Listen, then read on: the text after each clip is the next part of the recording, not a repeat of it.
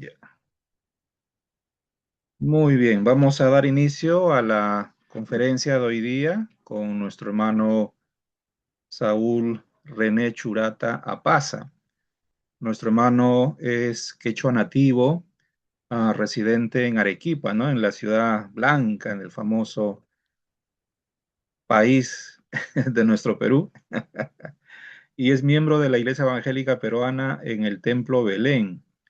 A la vez también es docente, investigador especializado en el ámbito de la educación en las ciencias biológicas y ecológicas. Por ese motivo conoce del tema medioambiental y tiene también estudios en mediaciones culturales y simbólicas desde la cultura andina. Cuenta con una maestría en docencia universitaria en la Mater Luther King de Nicaragua y una maestría en teología en la Universidad de Murcia en España. Actualmente está en investigación, o ya hizo, perdón, su tesis sobre diálogo entre la ecología y la Biblia desde la cosmovisión andina, aportes para el cuidado de la creación y una corrección que tenemos que hacer, le habíamos puesto doctor, todavía está en el nivel magíster, pero está postulando al doctorado en ciencias de las religiones en la Universidad Complutense de Madrid. Entonces, por ahí ya cerquita está el tema del doctorado, así que creo que no está tan lejos, ¿no? Confiando en eso, vamos a agradecer la presencia de los hermanos y hermanas que ya están conectados y vamos a orar con una oración para dar inicio a esta pequeña y grata conferencia que vamos a tener el día de hoy. Oremos un momento. Gracias Dios por este tiempo que tú nos das para poder aprender y entender, Señor, desde la cosmovisión andina, desde lo profundo de nuestros pueblos indígenas, Señor, lo que tú también nos enseñas para poder reflexionar en torno, Señor, al medio ambiente, a la creación que tú nos has dado, desde tu palabra, pero también, Señor, desde los valores y la cosmovisión andina. Gracias por este tiempo. Acompaña a nuestro hermano Saúl desde el principio hasta el final y a todas aquellas personas que nos acompañan y están con nosotros en este día. Permite, Señor, que tus bendiciones caigan sobre cada uno de nosotros y nosotras. Asimismo, aquellos que faltan por conectarse, acelera sus pasos y te pedimos, Señor, que seas tú con nosotros de principio a fin. Te lo pedimos en Cristo Jesús. Amén. Amén. Bien, sin más preámbulo, entonces le doy pase al hermano Saúl Churata, quien va a compartir con nosotros la temática del día de hoy. Adelante, mi hermano, conecta tu audio.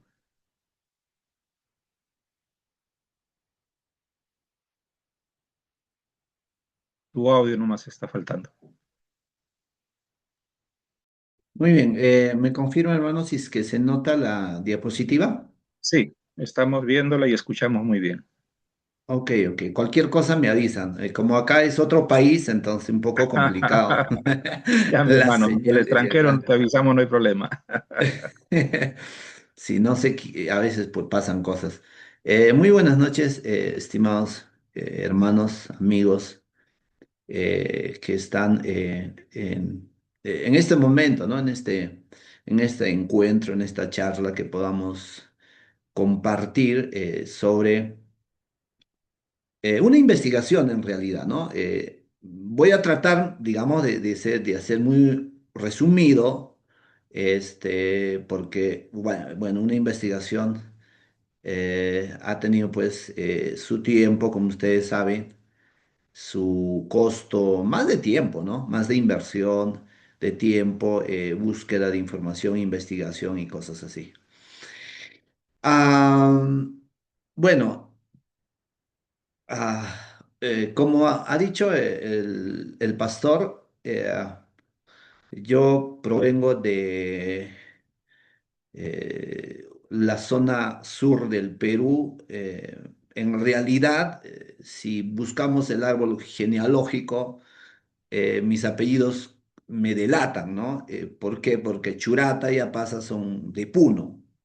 Ya sobre cuál es mi raíz en realidad, entonces soy quechua aymara, más quechua que aymara, ¿no? Entonces, bueno, vengo de quechua, hasta ahora mi papá se dedica a lo que es misionero en las zonas quechuas de aquí del Perú, ¿no? A partir de esa realidad, Eh, Quiero contar algo muy breve que ha sido uno de los motivos por los cuales hice esta investigación.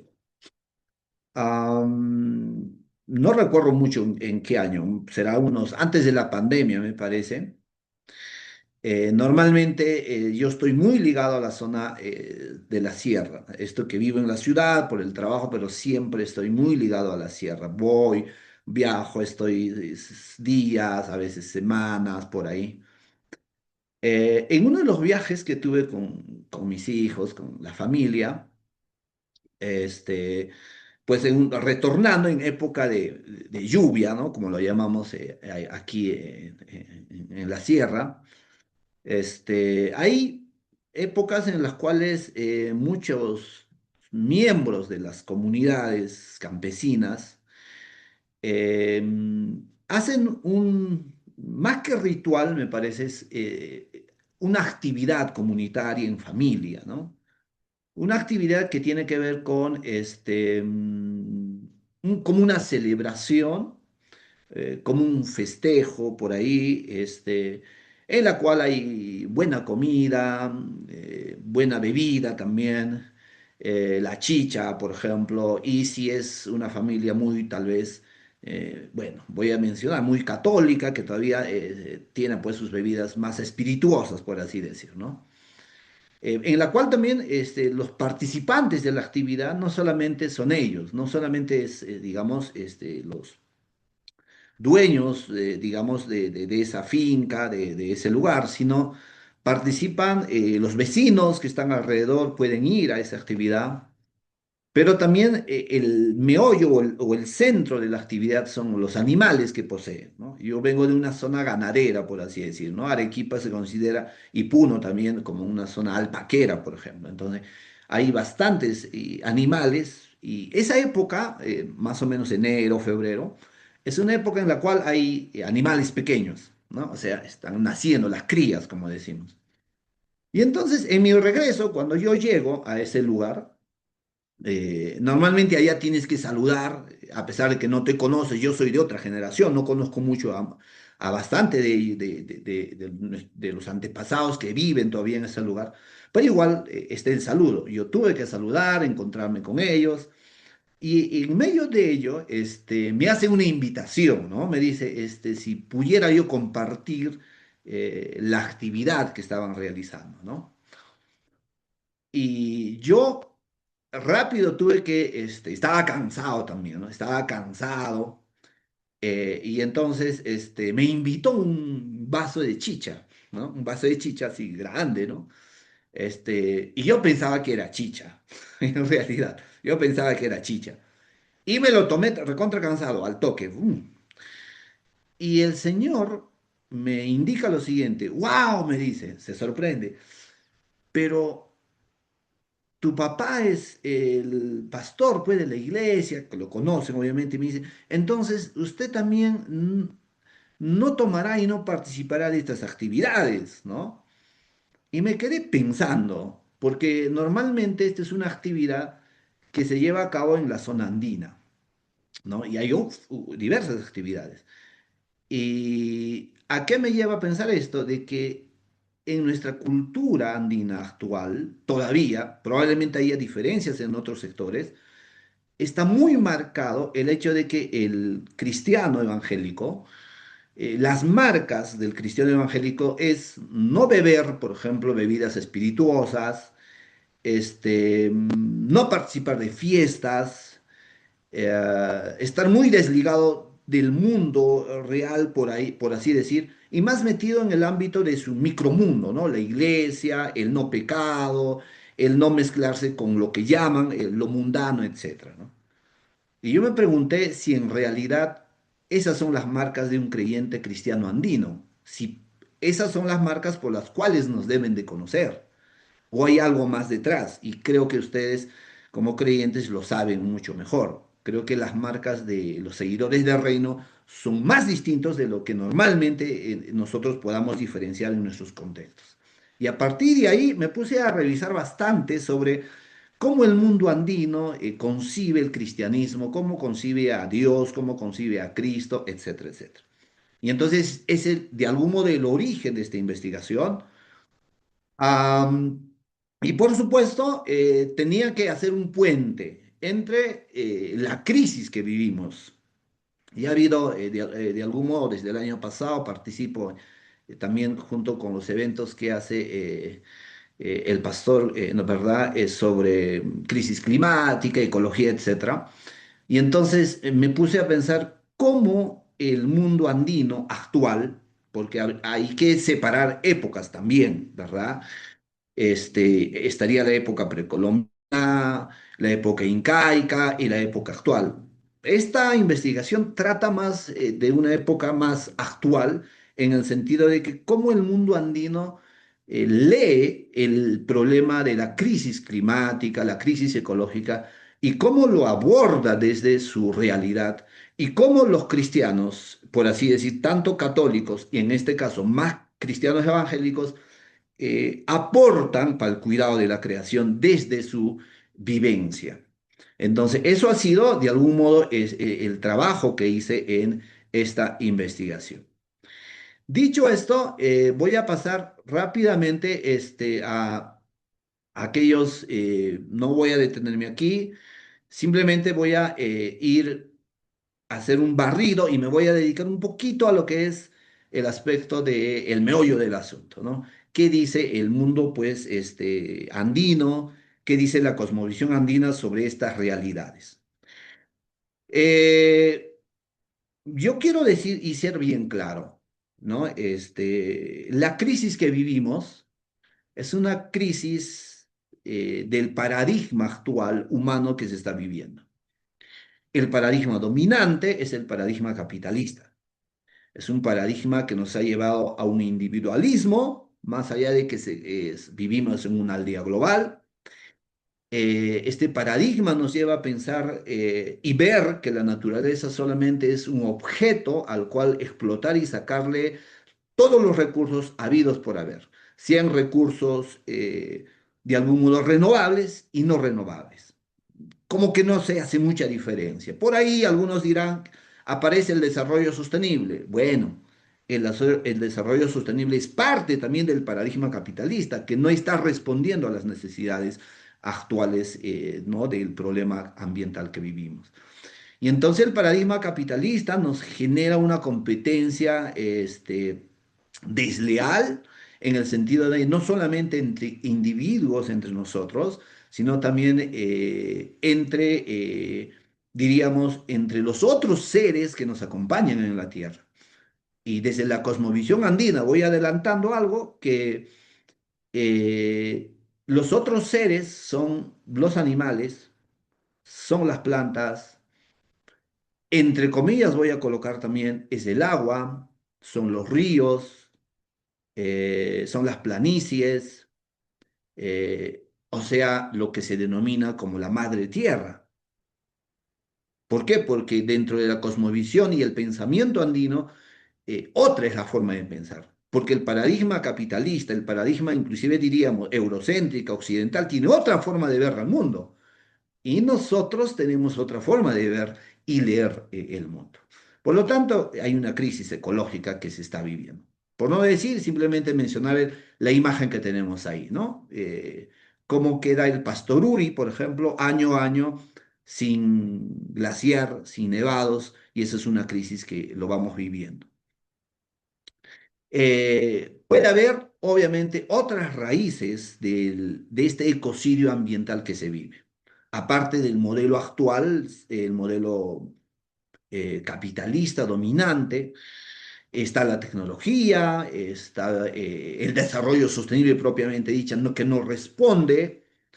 Está también el aspecto antropocéntrico teológico, en el sentido de que una lectura muy, digamos, en boga durante mucho tiempo, en el cual se ha creído que el ser humano es el que domina, el llamado a dominar sobre la creación.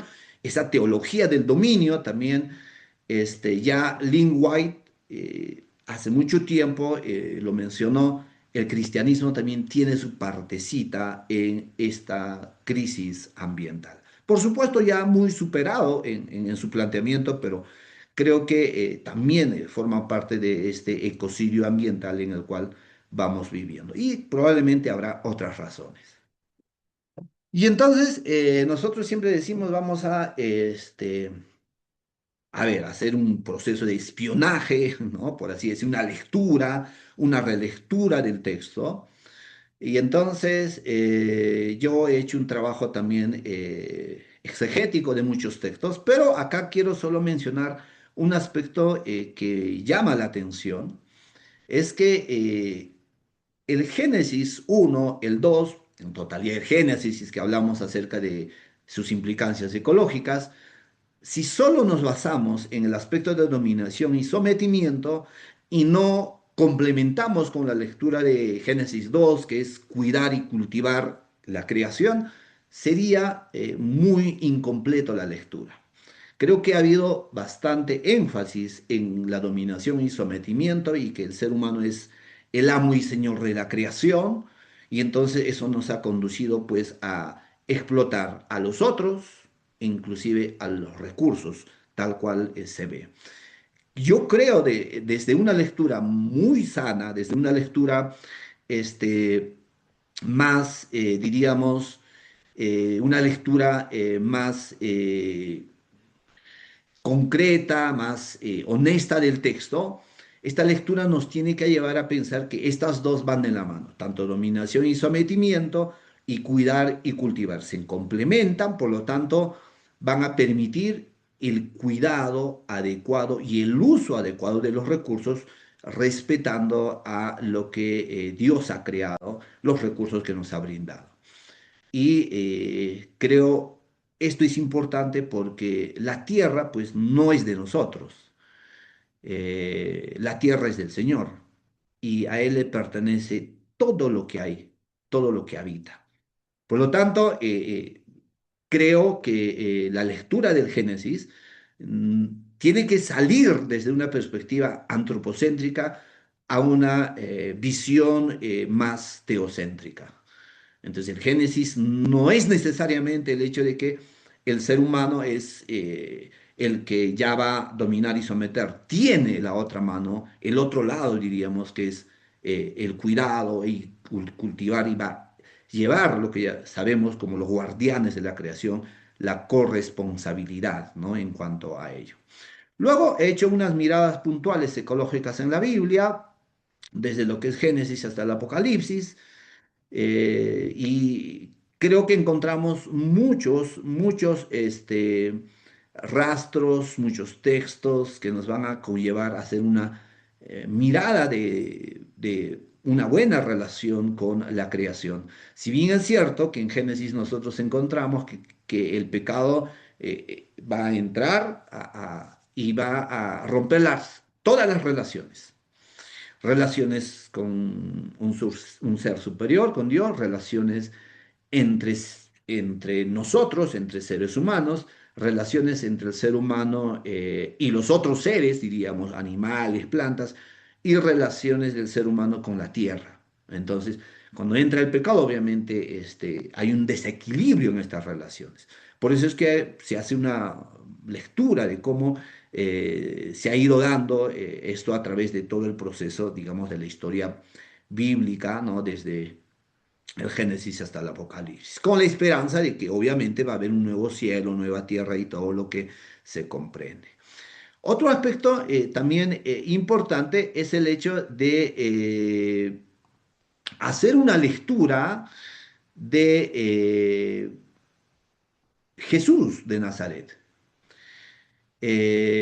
Normalmente nuestra lectura de Jesús es, digamos, muy, nos enfocamos, ¿no? Yo creo que lo hemos hecho siempre desde un aspecto más salvífico, ¿verdad? De la redención, la salvación. Y eso yo no voy a desmerecer, no lo desmerezco en el trabajo. Pero como el trabajo es encontrar propuestas bíblicas, ecológicas, nosotros nos encontramos que Jesús tiene una fuerte relación con la naturaleza. O sea, no es un ser humano, judío, que vive a espaldas de la naturaleza. Algunos ejemplos por ahí, desde el solo hecho de su nacimiento, recordemos, ¿no? Cómo nace en un pesebre en contacto directo con otros seres. Ya hay una relación con el entorno.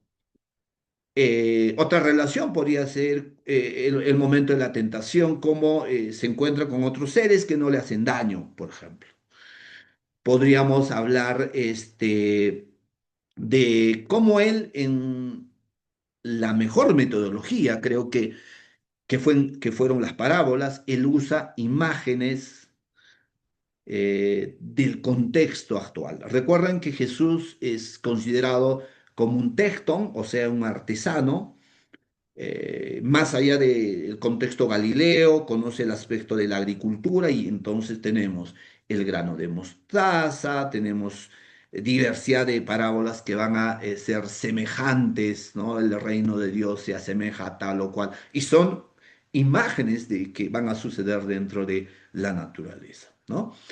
Eh, Podríamos mencionar finalmente que inclusive cuando él entra a Jerusalén montado en un pollino, ¿verdad? Es un animal, tiene relación desde su nacimiento, fíjense ahí, otros seres, está la naturaleza, están los vientos, el poder que tiene para calmar las aguas, etcétera. Entonces, Jesús tiene, en resumen, un aspecto clave, que no podemos nosotros solo enfatizar el aspecto de salvífico, el aspecto de la redención de Jesús. Yo creo que haríamos, y bueno, lo hemos hecho tal vez durante mucho tiempo, pero estaríamos quitando el otro lado de la lectura más completa. Jesús de Nazaret es el retrato más vivo de Dios, ¿verdad? Fue, diríamos, como muchos autores dicen, un ecólogo que amaba y sentía un vínculo emocional con el mundo natural. Pues su existencia terrenal fue marcada profundamente, fue influenciada por las manifestaciones de la naturaleza. Y entonces cuando él se encuentra con todas sus proclamas, su oración, su estilo de vida de retirarse a los montes, etcétera, nos dan señales de que él sí tenía contacto.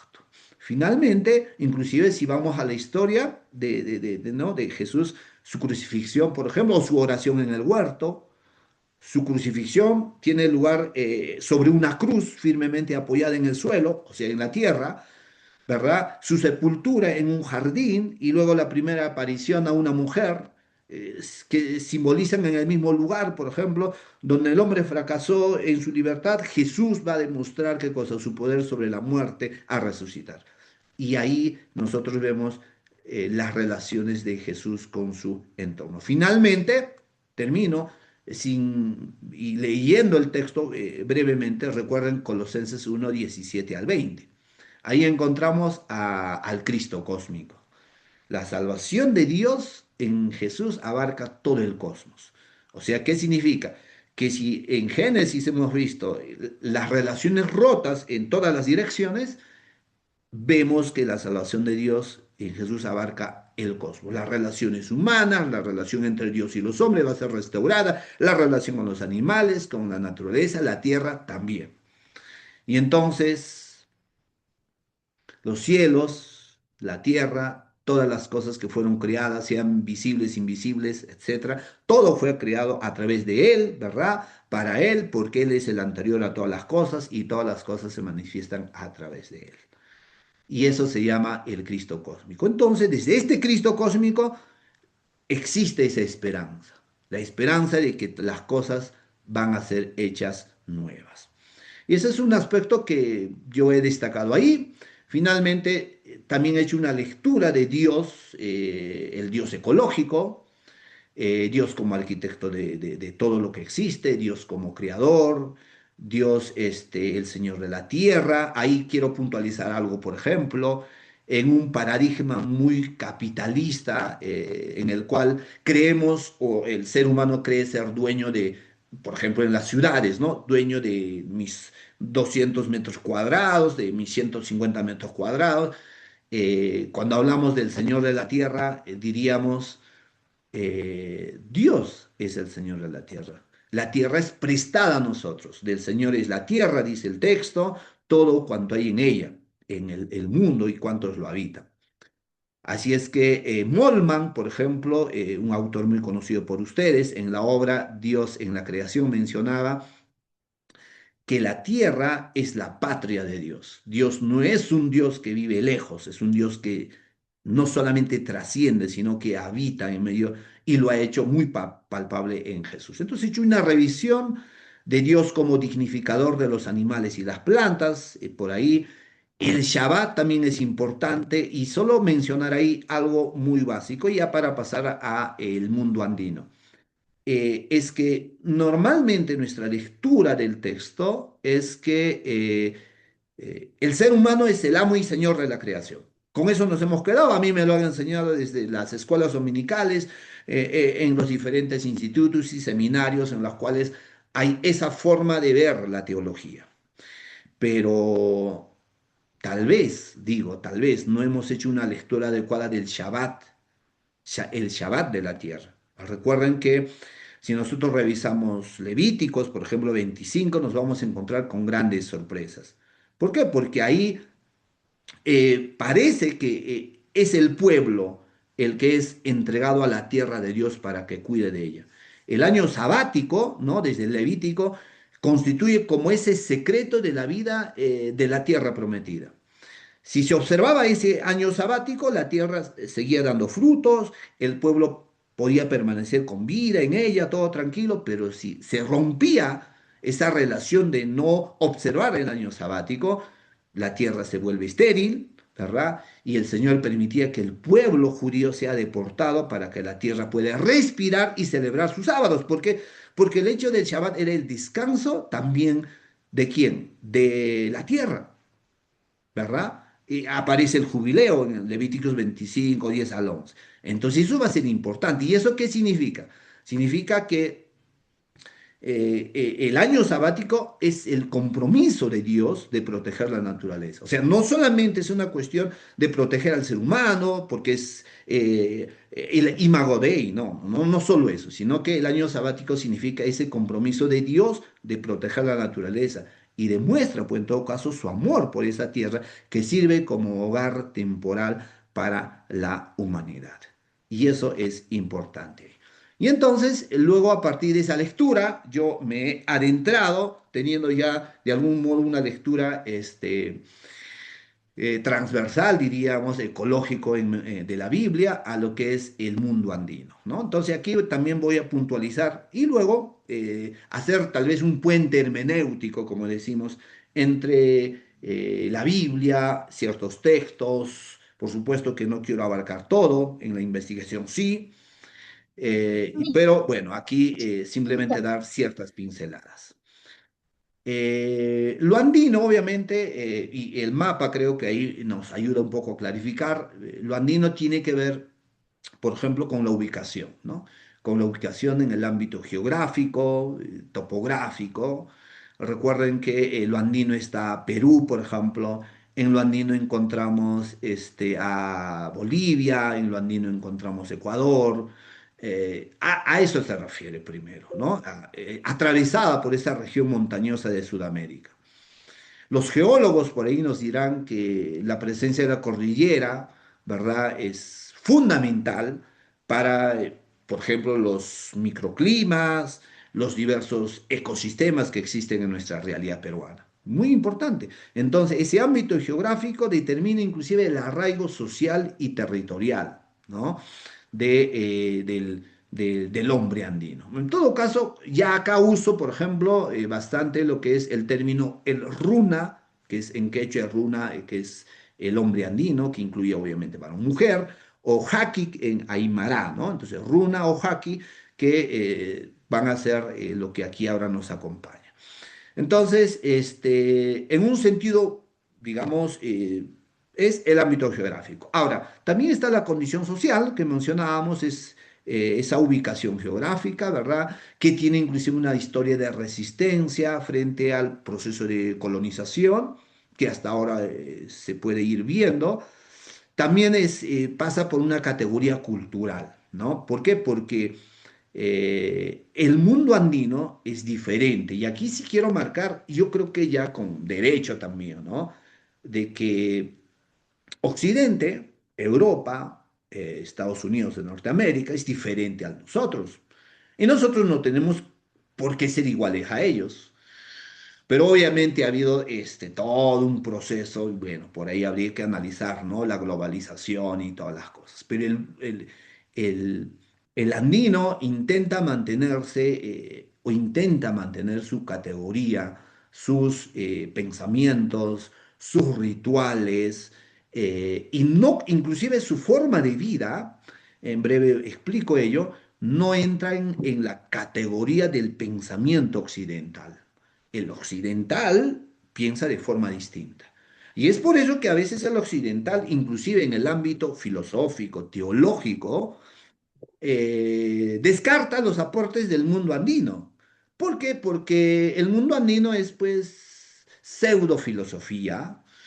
Y si en el mundo andino alguien hace teología, ese es pseudo teología. ¿Qué va a hacer pues el andino su teología? Para hacer teología hay que ir a Europa, ¿no? Hay que ir a Estados Unidos. Pero el mundo andino no es así. El mundo andino se reconoce a sí mismo que también tiene una forma de vivir, que tiene sus formas de entender el mundo, que tiene una ética propia y entonces también tiene una forma de cuidar sus relaciones con quién, con la tierra, sus relaciones con los animales, sus relaciones con las plantas, sus relaciones con los demás seres. Y bueno. Este run andino es muy, a ver, diríamos, y lo podría decir tal vez en quechua, pero, eh, y acá les comento algo, ¿no? La investigación al inicio yo iba a hacerlo netamente en quechua, como una forma de sacarme la espina de los colonizadores, ya que la Universidad de Murcia es una universidad española, pues, ¿no? Entonces, pero bueno, en el camino no se pudo. ¿Por qué? Porque el quechua es muy, muy rico y supera de lejos el inglés, el español y otros idiomas. La palabra transmite, tiene, bueno, diríamos que transmite bastante, ¿no? Y entonces el andino ahí está, tiene su amor por su cultura, su amor por su mundo, por su lengua, por su tierra y tiene ese deseo de transmitir pues su identidad. Y eso es lo que vemos. Ahora, eh, acá solamente una acotación. No voy a explicar un poco la trilogía, pero sí mencionar lo siguiente. El runa andino es diferente inclusive diríamos, al runa urbano que existe en el Perú, inclusive, más allá de irnos a Europa, a Occidente. ¿Por qué? Porque el runa es agrocéntrico. Interesantemente, lo fundamental, como acá está en la imagen, es la chakra. Y alrededor está el runa, el huaca y el salca. Están los animales, los dioses y los seres humanos. Eh, a lo contrario, ¿no? En el mundo más urbano, el mundo occidental, el pensamiento es más antropocéntrico. Inclusive el runa más agrocéntrico es biocéntrico. Le importa la vida, le da prioridad a la vida. Eso va a ser muy vital en el contexto andino. Luego, sí puede haber una comparación, hay diferencias abismales entre la cosmovisión occidental y la cosmovisión andina. De ello no trata, cuando yo vaya al punto de lo ecológico, ahí voy a tocar un poquito, hay bastante diferencia en cuanto a la forma de ver, por ejemplo, la Tierra, ¿no? Por ejemplo, la cosmovisión occidental, ¿cómo lo ve a la Tierra? La Tierra sirve para explotar, pues, porque nos da recursos. Bueno, le hemos explotado, nos dimos cuenta, no nos dimos cuenta tal vez nosotros, se dieron cuenta los grandes explotadores, ¿no? Los grandes sistemas de poder y dijeron, ¿qué hacemos? Vamos a mitigar y entonces aparece por ahí el desarrollo sostenible, ¿no? Las famosas ODS a tal año, ahora estamos hasta el 2030, algunos dicen que ya se va a alargar más y por ahí y por allá.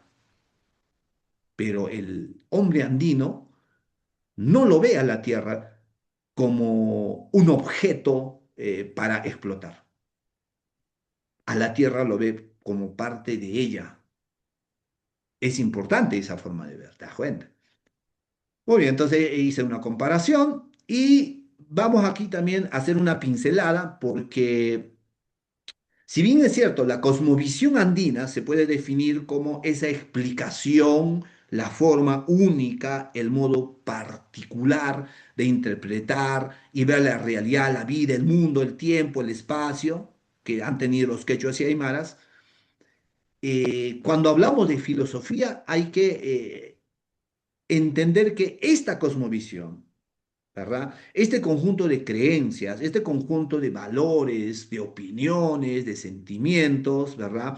Cómo se relaciona con su entorno, la religiosidad andina, los mitos, las tradiciones, etcétera, tienen que explicarse de forma racional, de forma crítica, de forma sistemática. Y entonces la filosofía entra a tallar ahí. ¿Por qué? Porque la filosofía va a intentar explicar tal vez hasta de forma lógica, sistemática, inclusive cuestionar toda cosmovisión. Pero ahí nos encontramos con un problema. ¿Por qué? Porque fuera de la filosofía que viene desde Occidente, no existen otras filosofías. Entonces digo, las filosofías asiáticas, las filosofías indias, las filosofías andinas serían y son considerados por muchos pensadores, inclusive actuales, como una forma de pensamiento pseudo filosófica, solo cosmovisión y punto.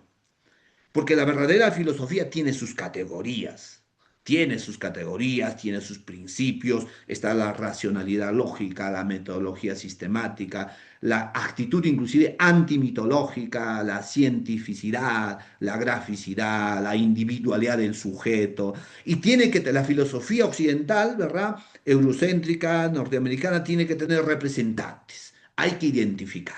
Y entonces ahí podemos mencionar a Hegel, podemos mencionar a Immanuel Kant, etcétera, etcétera.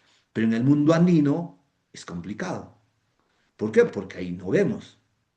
Y más con el proceso de colonización que ha habido. ¿Por qué? Porque la zona andina sufrió un proceso de colonización, en la cual cuando ingresan los colonizadores, pues desprecian nuestra forma de ser andino, indio, nuestra cultura, nuestra religiosidad.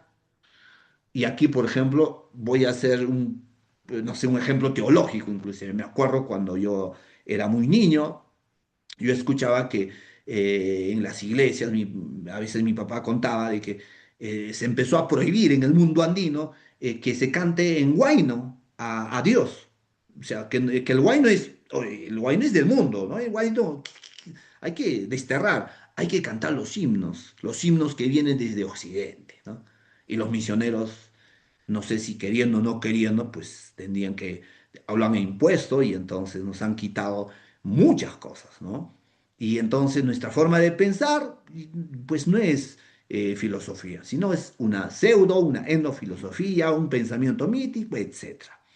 Ahora, la gran pregunta, y paso a otro punto, es junto a uno de los, diría, uno de los grandes estudiosos en el Perú. Sé que en Perú, por ejemplo, hay Zenón de Paz, uno de los buenos estudiosos del mundo andino, pero también en el mundo andino está Joseph Esterman, y el cual dice lo siguiente: ¿podemos realmente asumir que una sola cultura occidental logre monopolizar un fenómeno que es tan humano como la filosofía?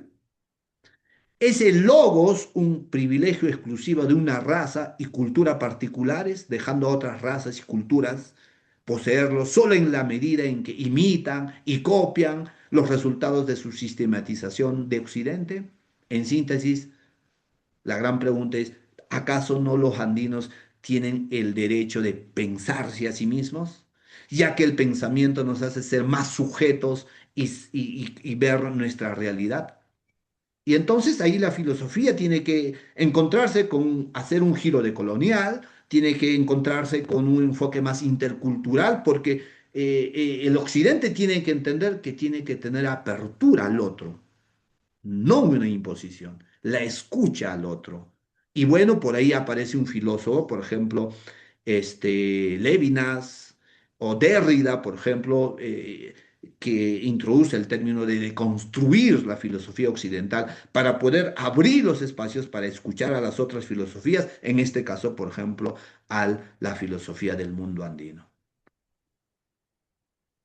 Ahora sí, vamos al medio del asunto. Si hablamos de filosofía, de cómo se entiende el andino, cómo el andino va a aportar de forma creativa al desarrollo de este pluriverso de filosofías, de pensamientos, lo hace desde el mundo de la Pacha. Y la Pacha se entiende como espacio, tiempo y naturaleza andinos.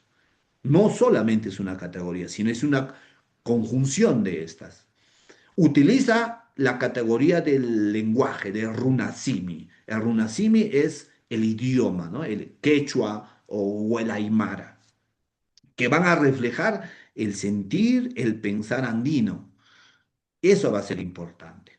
Y entonces los principios de la cosmovisión andina son importantes ¿en qué sentido? En un solo punto, y creo que eso es clave.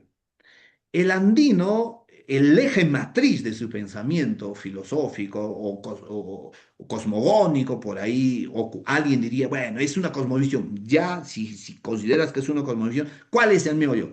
Es la relacionalidad. O sea, la racionalidad andina está basado en la relacionalidad. ¿Qué significa esto?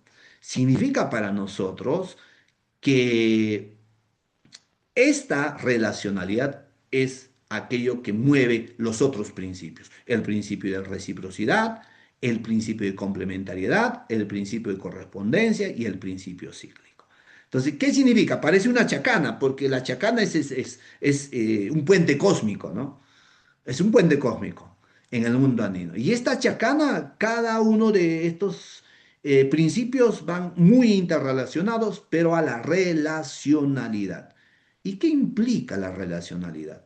En palabras sencillas, que todo, a su vez, todo lo está relacionado. Nada queda sin relacionarse. En este sentido, entonces, los seres, los sujetos, los runas andinos, no son lo que importa, sino las relaciones en realidad o los vínculos que se establecen entre ellos. O sea, salimos de la individualidad a las relaciones comunitarias.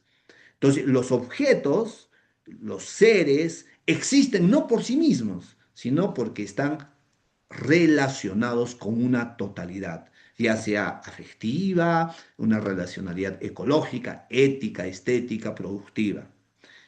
De ese modo, entonces, si aplicamos un poco más de teología, por ahí diríamos, el Dios cristiano está también de alguna manera relacionado, intrínsecamente unido al resto.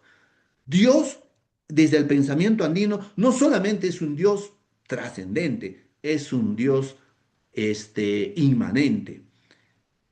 La idea para el mundo andino, si Dios existe, no es un Dios solamente trascendente, tiene que ser un Dios relacionado, porque si no, ese Dios no existe en el mundo andino. Es un Dios que tiene que estar vinculado, conectado con todo lo que existe. Entonces, para el mundo andino, no se trata ahora de entidades particulares como sujeto yo, como en el mundo occidental, porque en el mundo occidental se prioriza al yo, al sujeto tal cual, sino, a pesar de que el sujeto andino existe como tal, lo, el boom, el principal es que se tiene que generar relaciones entre sí y también con el todo, con esas conexiones interrelacionadas. ¿Con quién te conectas?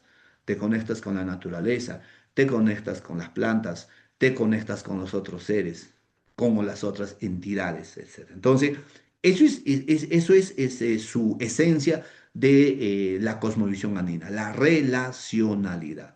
¿Me entiende? Ahora, eh, un punto importante que aquí hay que mencionar es el principio de correspondencia. El principio de correspondencia va a aludir pues a las relaciones, por ejemplo, entre el microcosmos y el macrocosmos, entre lo pequeño y lo grande. ¿Qué cosa hay? Correspondencia. Lo que sucede en el cosmos, en los millones de estrellas y planetas, también sucede en nuestra sociedad. Se extiende a los componentes de la vida cotidiana, tanto de humanos, animales, vegetales, minerales, etc. Este principio se repite en todo. Lo de arriba tiene su abajo. De un lado hay lo otro lado. Y los costados también, que son dos. A la vida se le da la muerte. Al varón o la mujer. Hay una correspondencia. Y eso es uno de los principios matrices también del pensamiento andino. Ahora, esta correspondencia también, si queremos mostrarlo, es entre lo cósmico y lo humano, entre lo humano y lo no humano, entre lo orgánico y lo inorgánico, entre la vida y la muerte, entre el bien y el mal, entre lo divino y lo humano, y así sucesivamente. De eso trata el principio de correspondencia. Ahora, el principio de complementariedad, que tiene que ver con Yanatín, los opuestos. O sea, todo lo que sucede en la Pacha, cada ser, cada evento, cada uno tiene su polo con el complemento opuesto, como condición indispensable para ser completo y poder existir y actuar. Así, por ejemplo, en el pensamiento andino, cielo y tierra se complementan. Sol y luna forman parte de uno solo, se complementan. Hombre y mujer se complementan. Luz y oscuridad, día y noche forman parte de todo el uno. Bien y mal van de la mano inseparablemente. Entonces, desde el pensamiento andino, el ser verdadero es la relacionalidad en esa unidad de opuestos, de un equilibrio dialéctico, de un equilibrio dialógico, diríamos. Entonces, ningún evento, ¿verdad?, que suceda o ente es particular, diríamos, sino tiene que ver con la relación, tiene que mostrar ese aspecto de la relación. Ahora, ¿qué pasa si, por ejemplo, en el mundo andino, un individuo no participa de la relacionalidad, por ejemplo? Sucede que en el fondo él no existiría como ser humano, dejaría de ser como un ente, es un ser incompleto, un ser a medias, diríamos. Entonces, ese es importante por ahí, ¿no? Mostrar. Am, También habría que hablar de lo que se denomina el principio de reciprocidad. Este principio tiene que ver con una palabra: nada es gratis en el mundo andino. Y eso es un poco chocante, ¿no? ¿Por qué? Porque, por ejemplo, desde la teología, nosotros sabemos que la gracia ahí no tendría cómo tal vez interrelacionarse con este principio, porque la gracia es gracia, pero en el mundo andino no nada es gratis. Todos deben devolver, dar, pagar a otras personas, a la tierra, al cielo, a los animales, a las plantas, a las montañas, a los ríos, a las deidades, a uno mismo. Eso es como se conoce como la justicia cósmica dentro de ese principio, y es muy importante. Y la base de este principio de reciprocidad es la búsqueda, ¿no?, de un sistema balanceado de relaciones, justicia cósmica. Tiene que ser recíproco. Yo soy recíproco contigo, tú eres recíproco conmigo. Pero esto no significa que los polos de esta relación tienen que ser equivalentes, pero sí la reciprocidad es muy importante como una reacción, ¿verdad?, respectiva frente al otro. Ahora, algo muy clave dentro de la reciprocidad es ¿dónde se da? ¿Dónde se ve la reciprocidad? Normalmente se da en el ayllu o la comunidad. Y entonces dentro del ayllu o la comunidad se observa ese aspecto. Y entonces lo vamos a observar dentro de la convivencia armónica, dentro de la diversidad, ¿no? Va a ser muy importante. Entonces, el AINI, ¿qué significa en ese entorno? Si te ayudo hoy con la cosecha, mañana tú me ayudarás. El AINI, entonces, reciprocidad. Un sistema de interdependencia que se institucionalizó, pues, durante la cultura del Tiahuanaco y fue elemento clave, digamos, de revolución cultural en su época, ¿no? Muy importante. Entonces, esta reciprocidad está presente en la familia, es una condición social que se va a dar, inclusive en la crianza y educación de los hijos. Por ejemplo, si yo soy padre andino, crío a mis hijos y cuando yo sea viejo, por reciprocidad, ¿qué va a suceder? Que estos van a cuidar en la vejez de mí, por ejemplo, ¿no? Esta es una ley implícita. Los ancianos, los discapacitados, si no funcionaría esto, no tendrían perspectivas de vivir en este tipo de sociedad. Por lo tanto, menciono finalmente esta parte, que en los Andes el acto de gracia no es un bien moral, más bien diríamos, eh, es un verdadero peligro para el orden que está constituido por estricta reciprocidad, diría un autor. Bueno, es importante por ahí. Finalmente está el principio cíclico. Para el mundo occidental hay un inicio y un fin acerca del tiempo, ¿no? Nosotros decimos, estamos yendo hacia algo y se tendrá que terminar. Es como una línea y tiene un fin. Pero en el mundo andino no es así.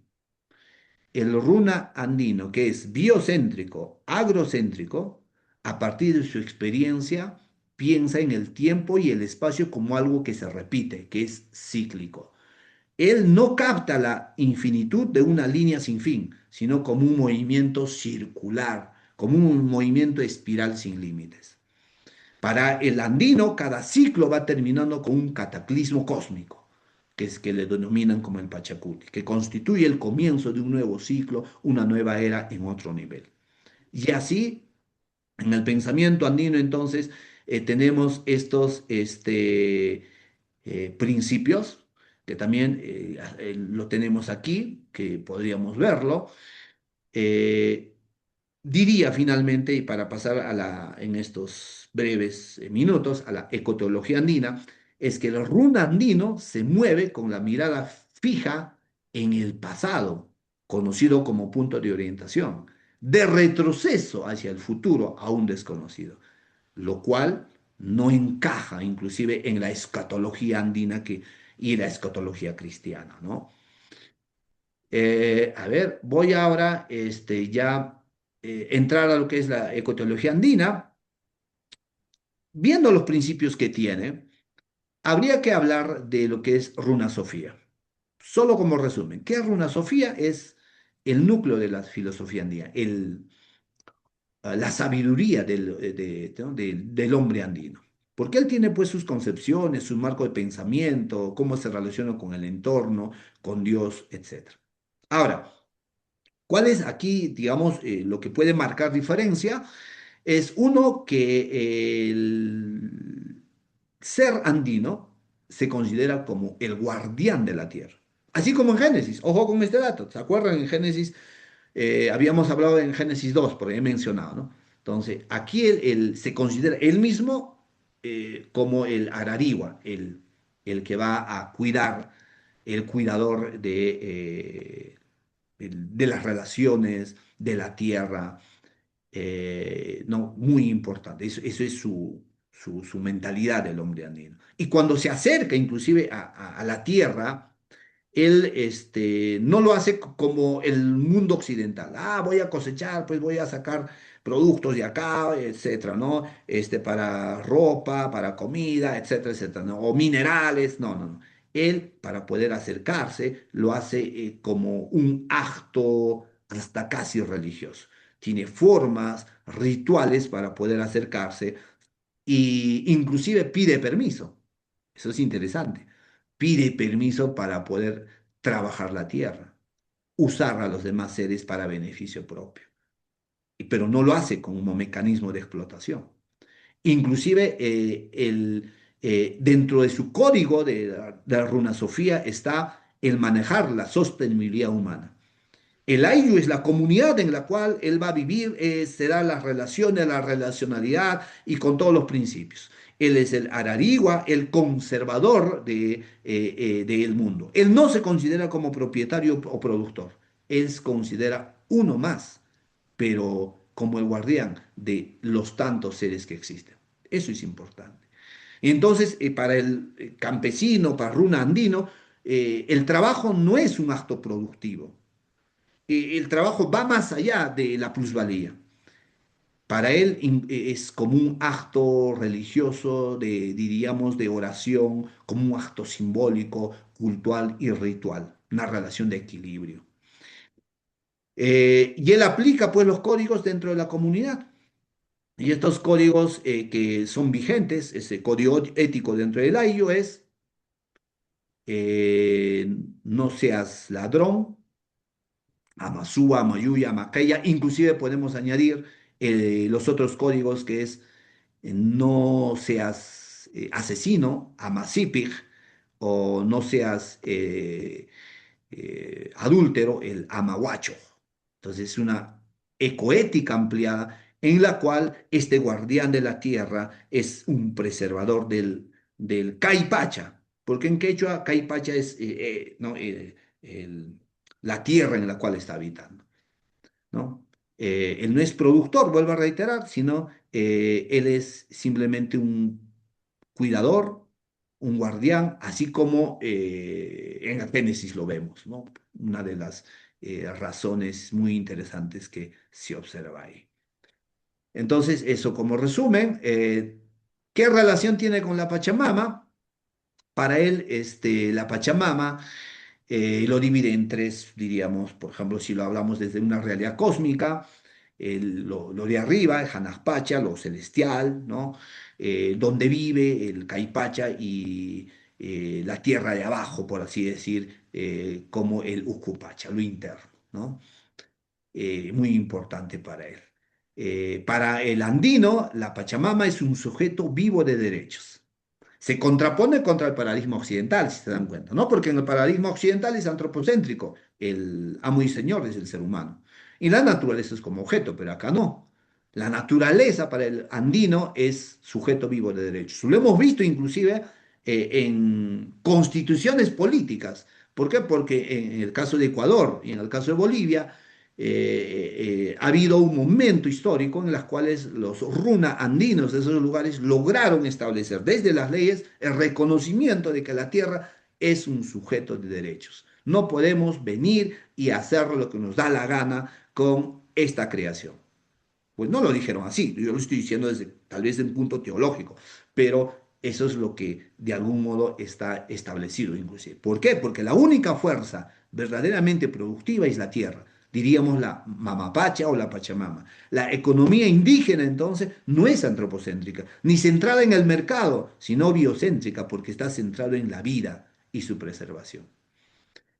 Y finalmente tenemos ya dentro de estas relaciones de Pachamama como sujeto vivo de derecho, la ética cósmica y sus pilares, que van a ser claves también ahí. Menciono rápido, está el Uyhuay. Desde la perspectiva andina, el Uyhuay tiene que ver con lo que es cuidar. El andino tiene esa capacidad de cuidar al otro como objetivo de la realización propia de uno y del otro. El Uiwai es una forma de criar, cuidar y sostener al otro. Cuidar plantas, cuidar animales, cuidarse a sí mismo y cuidar al otro, a la tierra. Entonces, el run andino va a cuidar, por ejemplo, sus manantiales, va a cuidar sus lagunas, va a cuidar a los enfermos, hasta a los animales que están enfermos, tiene que cuidar, va a cuidar al recién nacido, va a cuidar inclusive a las pequeñas semillitas, etcétera. Eso es uno de los pilares fundamentales. Y entonces en el mundo andino el Uiwacuna es uno de los elementos importantes en la sociedad. ¿Por qué? Porque significa que el Uiwanakui, por ejemplo, es la responsabilidad hacia el otro. Cómo yo estoy cuidando del otro. Y en este caso implica también a la tierra, a la naturaleza. Es un principio muy importante.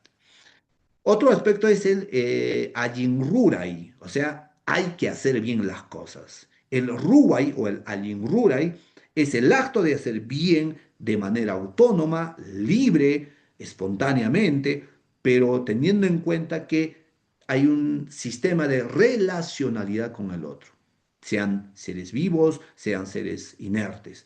Entonces, el andino, a pesar de que no tenga la educación que se pueda tener, dentro de las comunidades urbanas, lo que él sabe cuándo, dónde, cómo y de cómo debe de cuidar y hacer las cosas. Y eso es muy importante en su ética. Lo otro es el Harkai. El Harkai significa la ética de defensa y protección, de defensa de los más vulnerables. ¿Y quién es vulnerable hoy por hoy para el andino? La tierra. ¿Quién está vulnerándolo? Los otros, el sistema actual. Por eso es que en las comunidades andinas ustedes habrán visto que entra con fuerza, por ejemplo, los proyectos mineros y ellos van a jarcar, van a defender lo que es suyo. Inclusive hay luchas sociales ahí, porque están marcados por esa, porque están intentando cuidar lo vulnerable que sería la tierra. Y además no solo eso, el Harik ahí significa protección, hay que proteger. Eso es importante, ¿no? Y tenemos el Aipunakui, que es la distribución. El Aipunakui es ese, diríamos, la redistribución de los recursos, superando el auge del individualismo, la monopolización de recursos en la actualidad. Muy importante. Es un mandato o digamos, hasta una práctica que se va dando dentro de las actividades andinas. ¿Y cómo se ve normalmente?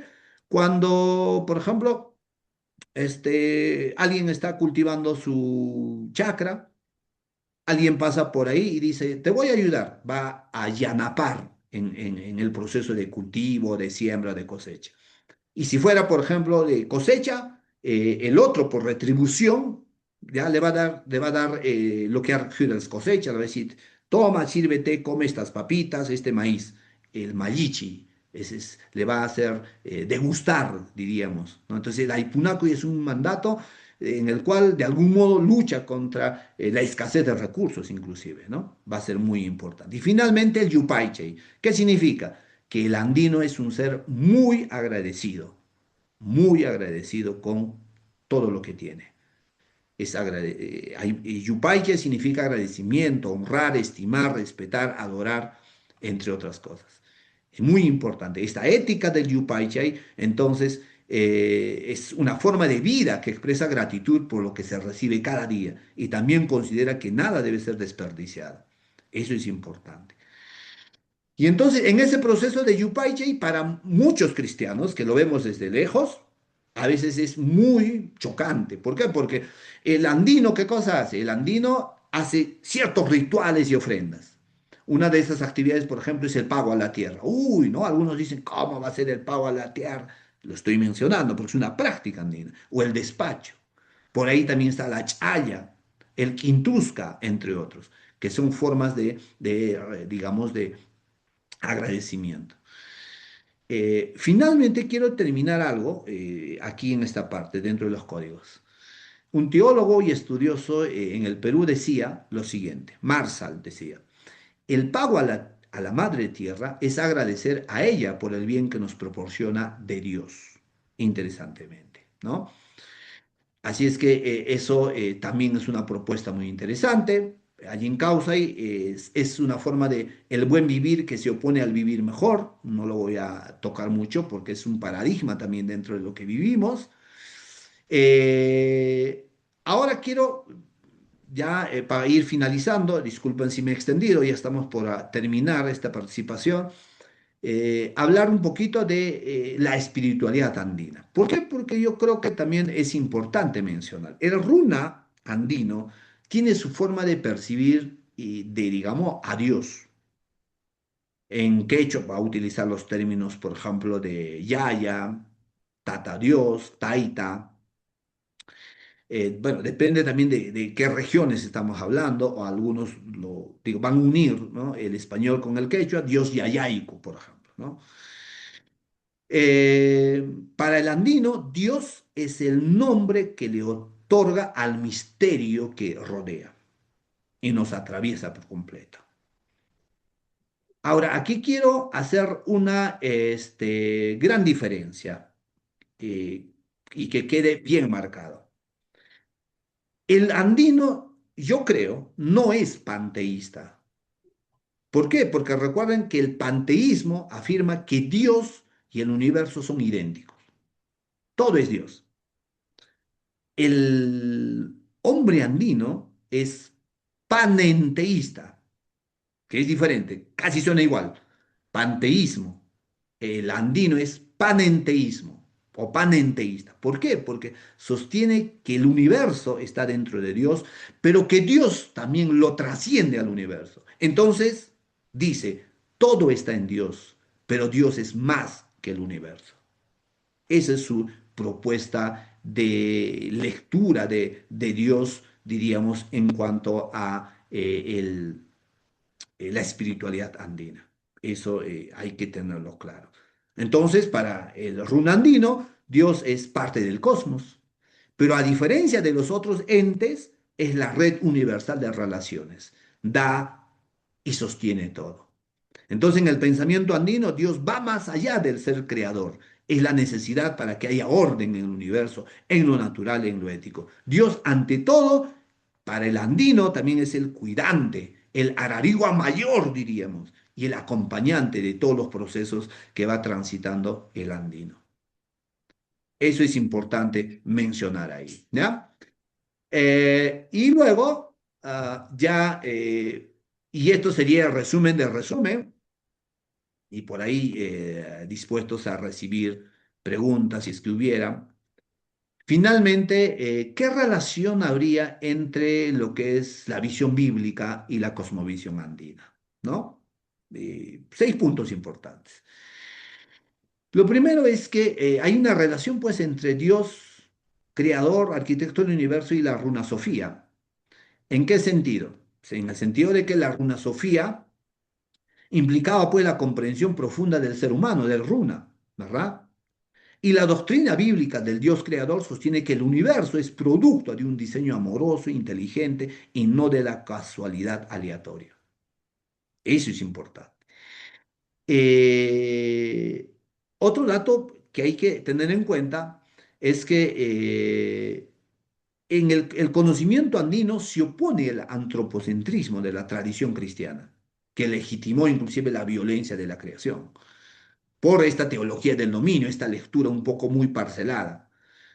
Y desde el punto de vista andino, ser creador no convierte a una persona en un tirano, sino en un acompañante, como hemos mencionado, en un arariwa que comprende sus límites. La sabiduría andina entonces es práctica.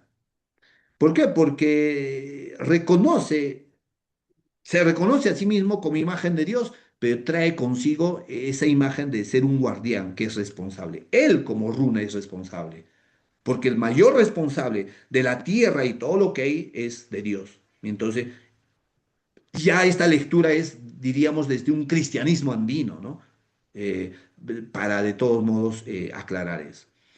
Y otro aspecto importante es Dios como Señor de la tierra y la Pachamama. Si Dios es el Señor de la tierra, es importante, en el mundo andino esta soberanía reside en la Pachamama, en la Madre Tierra. Ahora, hay un dato aquí que no lo he aclarado, muchos dicen, wow, por ejemplo, ¿no? Y voy a terminar con esto para no cansarlos. A la Pachamama la están adorando, no puede ser, eso es ya idolatría, que esto, que lo otro. Yo desde la investigación que he hecho, estimados hermanos, a la Pachamama, así, mira, voy a tratar de hacer lo más, a ver, sintético posible. A la madre tierra no es una persona. Ya, primero, ya, es el pensamiento andino. Para el mundo, el run andino actual, la tierra no es una persona. O sea, no es por ahí como un dios pequeñito, tampoco.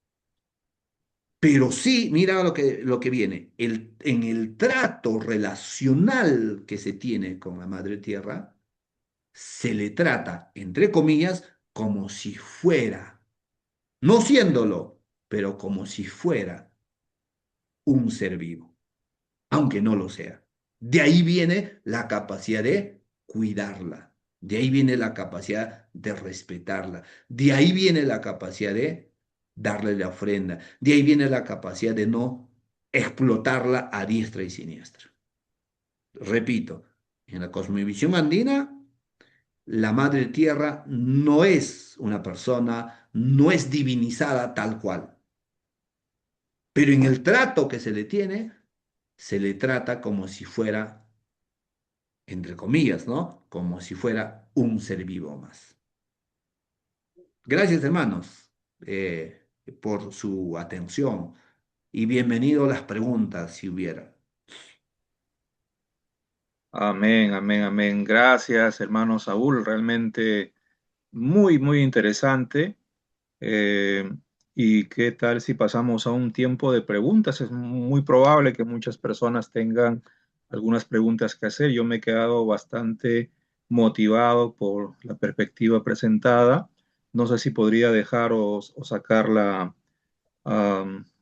presentación para poder vernos todos y dialogar.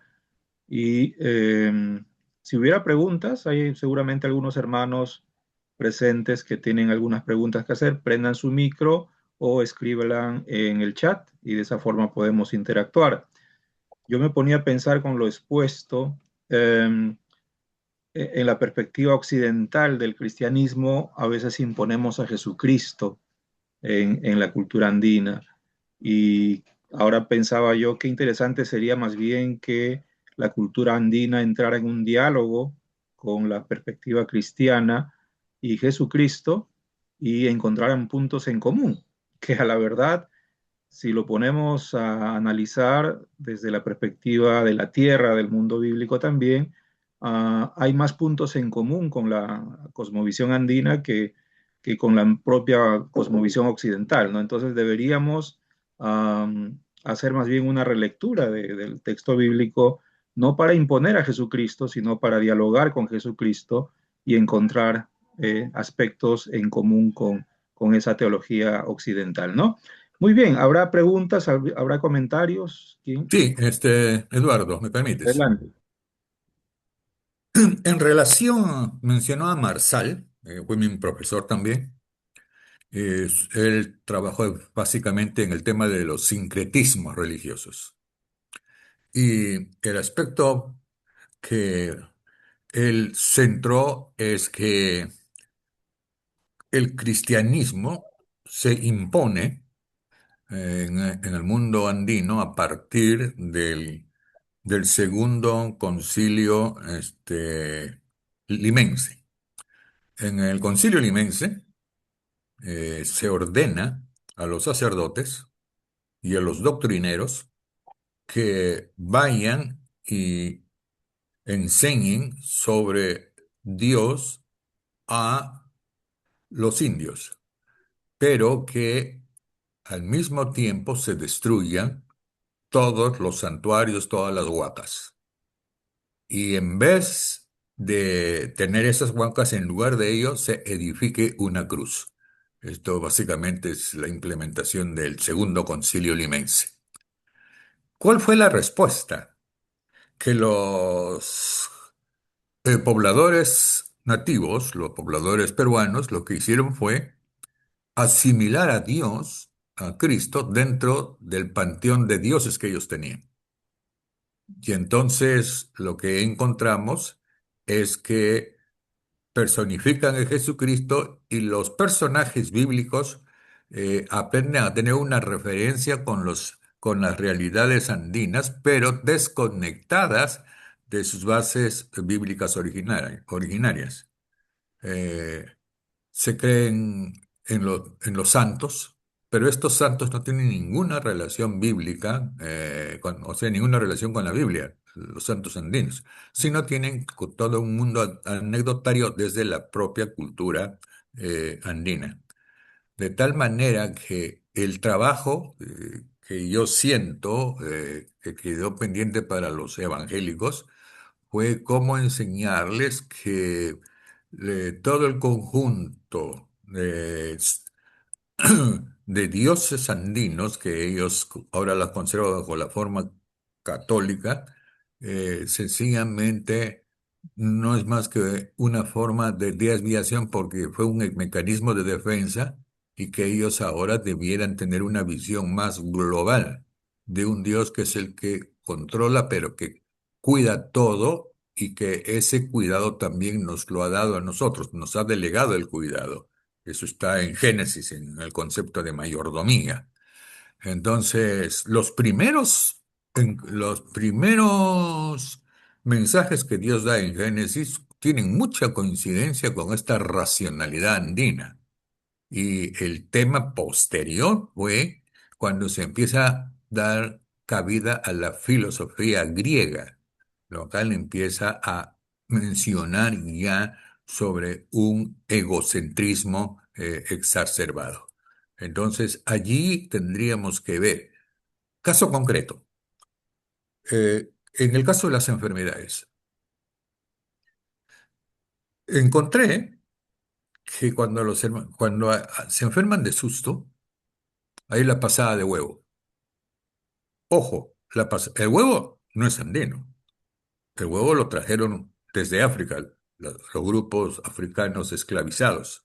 Lo trajeron y hubo un acercamiento, hubo un sincretismo ahí en el uso del huevo. Y el huevo lo pasan y sanan de susto a los niños. ¿Creencia o falsedad? En un congreso de antropología, yo soy sociólogo, se expuso las razones y se encontró que el huevo es una materia viva que lo que hace es ordenar el sistema nervioso de las personas que están afectadas. O sea, hay una relación biológica y hay un efecto curativo necesario. Uno. Lo segundo, sobre el tema de las hierbas medicinales. El campesino los considera, y hablo de campesinos porque trataba con ellos, que es un regalo de la naturaleza con sus reglas para saber curar o para hacer daño. O sea, hay que saber manejarnos en el manejo también de la naturaleza. Entonces, yo les he dicho que tienen toda la razón, pero todo esto procede de Dios y que Dios nos ha enseñado a administrar esta creación y ver las partes que son saludables para el hombre con las partes que son dañinas. Entonces, generé muchas disputas con misioneros, básicamente norteamericanos, que miraban todo este tema de curación andina como práctica pagana o brujería. Entonces, yo les dije, ¿y qué de nosotros? Que cuando estamos enfermos vamos con toda confianza a la farmacia y compramos la medicina. Entonces, pasamos de un materialismo mercantilista y desde ese materialismo mercantilista queremos criticar, ¿no?, las formas naturales de sanidad andina. Ese es un tema.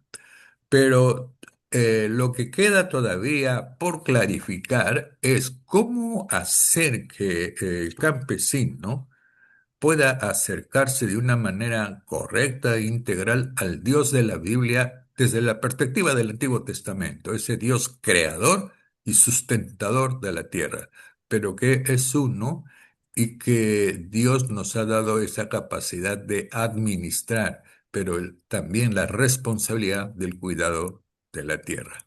Yo creo que hay muchas enseñanzas muy afines del Antiguo Testamento con la cosmovisión andina y que lamentablemente estas fueron alteradas no por el Nuevo Testamento, sino por una lectura mercantil y excesivamente racionalista. Esa es mi opinión. Gracias, hermano Rafael. Am, Hay una pregunta también por el chat. Abraham Amengual dice, buenas noches, si la cosmovisión andina se sostiene en la reciprocidad, el AINI y el equilibrio, ¿cómo podemos presentar el mensaje de la gracia incondicional del Evangelio sin destruir el tejido comunitario, el AIU? ¿Y con qué marco ético debería ir un evangelizador para no imponer un paradigma occidental que sale esa relación con la comunidad y la tierra? Muy interesante, hermanos. Yo creo que, a ver, con algunos ejemplos podemos entender, puntual. La cristología andina es un vacío, en el caso desde el punto de vista evangélico, por ejemplo. Mm, Desde el lado católico, hace poco ha fallecido el padre Diego Irarrázaval, muy estudioso del mundo andino. Él sí, por ejemplo, ha hecho, digamos, no, digamos, una teología muy sistemática del mundo andino, pero sí del cristianismo andino. Y eso es importante. Pero un vacío es dentro de los evangélicos. Y ahí puedo responder un poquito también a la pregunta del hermano. ¿Cómo? Y bueno, creo que hay pruebas también. Por ejemplo, muchos evangélicos, tanto en Perú, en Bolivia, en Ecuador, tienen, por así decir, no sé si es una doble vida, no creo, pero una doble fidelidad. Algún autor por ahí lo llama. En el sentido de que son fieles a su cultura, fieles a sus prácticas, pero de algún modo también son fieles a el evangelio. ¿Hasta qué punto se puede llevar y hasta qué punto tal vez se practica sincretismo? Hay que estudiar esa parte. Tienes. Pero también es importante mencionar que en nuestra cultura andina hay mucho de bueno. Lo ha mencionado, las plantas medicinales y podemos mencionar otras más. Y entonces, para ser seguidor de Jesús, no es necesario negar nuestra cultura. Así es.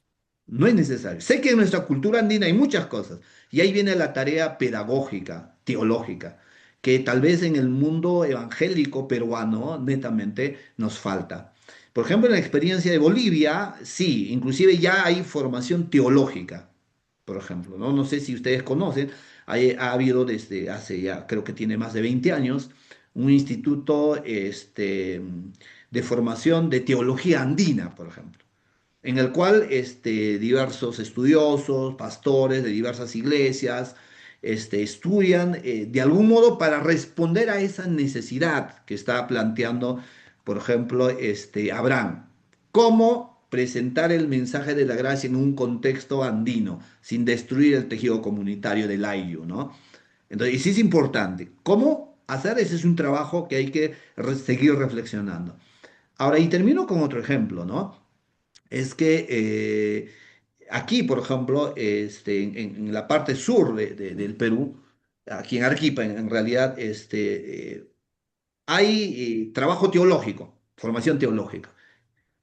Pero yo he preguntado, y yo creo que debería darse, no sé si comparten mi idea, para llevar el Evangelio en un contexto diferente, yo tengo que conocer el contexto, tengo que entender y leer el Es, contexto. No es, puedo yo ir como ya se cometió hace no muchos años, que vinieron con todo su ropaje teológico, occidental, filosófico, a imponer a un Dios como lo conocemos, al Dios español y no al Dios de la Biblia. ajá. Y entonces yo preguntaba algo que si en esos institutos teológicos, por ejemplo aquí en Arequipa, que salen a la zona andina, hay algún curso, algún diplomado, no sé, por ahí algún seminario para tratar a que los estudiantes de teología de esos contextos andinos puedan entender cómo es su cosmovisión andina, para que no pueda sentirse el proceso de evangelización simplemente como imposición y negación luego de nuestra cultura, porque vuelvo a repetir, para seguir a Jesús no es necesario negar nuestra cultura, porque en nuestra cultura también hay mucho de bueno y Dios se manifiesta y se va a hacer carne en medio de la cultura. Y entonces es una tarea pedagógica que tenemos y es un desafío.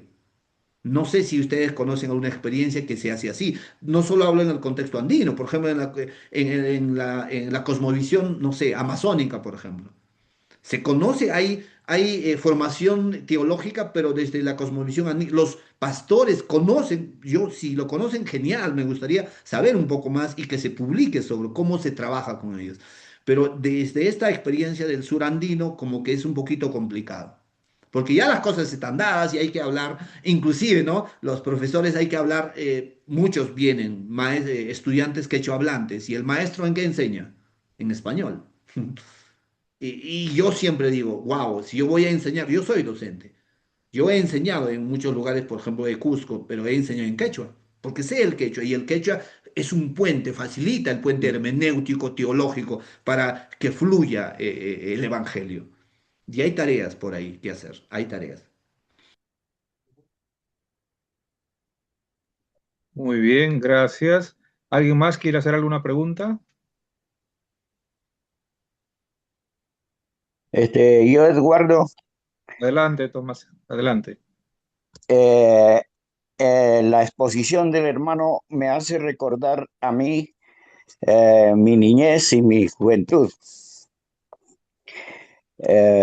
Yo soy de Tarma, Mm. Palcamayo, y crecí en el pueblo y en el campo con mi padre trabajando la tierra. Y mi papá más o menos cuando yo tenía 8 años, se hizo evangélico y todos nosotros seguimos, estuve en escuela dominical, escuela bíblica de vacaciones, institutos vacacionales, etcétera. Entonces, pero me recuerda a mi papá, nunca renunció al respeto, a la reciprocidad que dice el hermano, este, de la naturaleza, de la tierra. Un gran respeto a la tierra y también la comunidad practicaba el descanso de la tierra.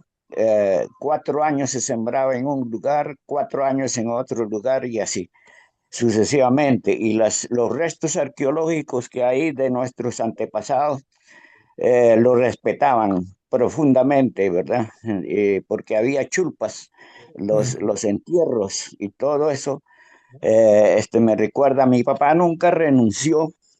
También el agradecimiento a la tierra en el momento de la siembra y de la cosecha. Entonces yo pienso que, y además diría que, por ejemplo, eh, la cosmovisión andina eh, es mucho más antes, que inclusive eh, mucho más antes de que la era cristiana, ¿verdad? Y mucho más antes, yo creo que es la preincaica, por ejemplo, que inclusive la historia del pueblo de Israel. Entonces yo iría más, digamos, a plantear lo que usted dijo, que hay que plantear un diálogo y no reemplazar, digamos, la creencia que ellos tienen sobre el ser supremo, ¿verdad? Y como cristianos debe existir un diálogo. Hay un sacerdote italiano que hace exactamente eso, esa relación, porque establece una relación inclusive con las otras religiones como los hindúes y las otras religiones, ¿verdad? Trata de entender y mantener un diálogo y un respeto a las religiones. Entonces, este sacerdote es puramente cristocéntrico y Cristo es el fundamento de la vida y hace resaltar el Cristo humano, ¿verdad? O sea, Cristo fue un ser humano que se relacionó con la naturaleza, la tierra y con toda la gente, la humanidad de su tiempo. Entonces él hace énfasis. Entonces yo pienso que hay que hacer una relación y profundizar más lo que el hermano propone, ¿verdad? Con relación a la cosmovisión andina que nos falta mucho a muchos de nosotros profundizarlo. Gracias, hermano Tomás. Hermano Robinson pregunta, ¿cómo garantiza esta tesis que la teología bíblica no pierda su núcleo, como la trascendencia de Dios, la soteriología o la cristología, al articularse con la ontología andina? Gracias, hermano. Em, yo creo que uno de los caminos es la vía de... Ya es tiempo, creo. Bueno, se ha dado desde mucho tiempo el hecho de no solo ir con una teología del dominio o de la imposición.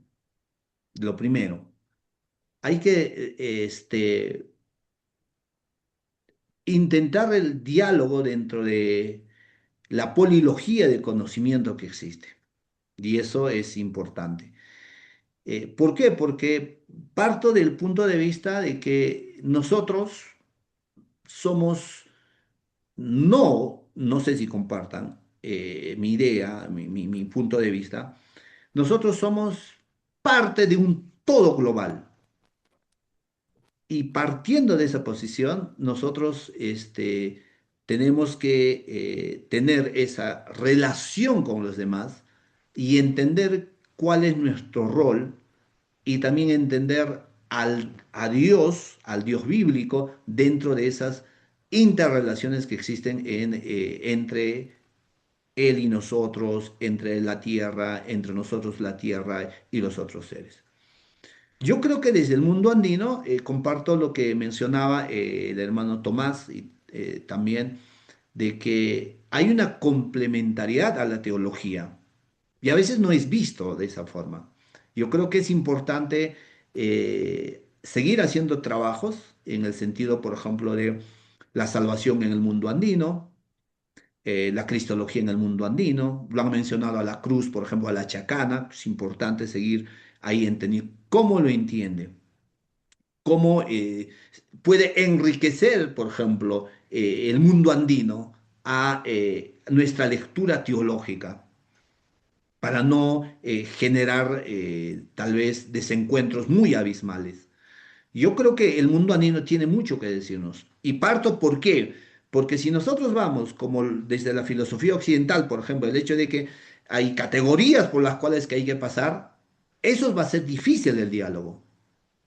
Pero si nosotros nos derropamos y dejamos de lado un poco este egocentrismo, diríamos, teológico, etcétera, porque hay categorías y porque la teología viene de Europa y Norteamérica, y escuchamos un poco al mundo andino y escarbamos un poco lo que hay acerca de Dios, la salvación, vamos a encontrar tal vez muchas respuestas muy cercanas, como mencionaron, a los textos bíblicos. Y eso es lo que me motiva a mí, en el sentido de que hay que seguir encontrando a Dios no solo desde la perspectiva occidental. Dios está en el mundo andino moviéndose y haciendo su obra. Así es. Y eso es importante verlo. Y eso es muy valioso y muy enriquecedor, ¿no? Gracias. ¿Alguien más para ir terminando ya? Una última pregunta o comentario de los que no han hablado, sobre todo. Sí. Hola, Quisiera hola. una observación, un añadido al respecto. Tuve el privilegio, bueno, varias veces, ya me conoce Albocot, yo conocí a su padre, me crié en Huancayo, aunque nací en Huancayo, mis padres eran limeños. El tema es que mi trabajo de sociólogo visité muchas comunidades andinas. Y en Huancavelica y en Ayacucho he encontrado pastores quechohablantes y pastores de la región que tienen una comprensión exegética del Antiguo Testamento mucho mejor que un pastor costeño. ¿Por qué? Porque en el Antiguo Testamento se guarda necesariamente el respeto y la reciprocidad con los dones que Dios nos ha dado, incluyendo la tierra. Entonces, estos pastores han logrado interpretar desde su cosmovisión esta lectura del Antiguo Testamento. Yo sugeriría más bien que se fomenten seminarios y que estén en cierta manera dirigidos o que estén asesorados también por este tipo de pastores que ya tienen una comprensión bíblica, ¿no? Desde su mundo andino y que no han sido necesariamente forzados a esta visión racionalista vertical que nos ha traído el mundo occidental y que no es ajeno y que también sufrimos los evangélicos frente a esto. Entonces, ahí hay un tema que debiéramos seguir revisando. ¿Quién conoce, quién tiene mayor exposición exegética sobre temas del Antiguo Testamento? ¿Nuestros hermanos andinos o un especialista costeño? Mm. Gracias, hermano Rafael. Hermano Milcar, adelante. Ya, ya. Bueno, buenas noches, gusto saludarles y bueno, profundamente, eh, pues me llegó mucho, mucho el mensaje del compañero Churata, el hermano Churata, sobre su comprensión de la cosmovisión andina y la perspectiva bíblica también al respecto.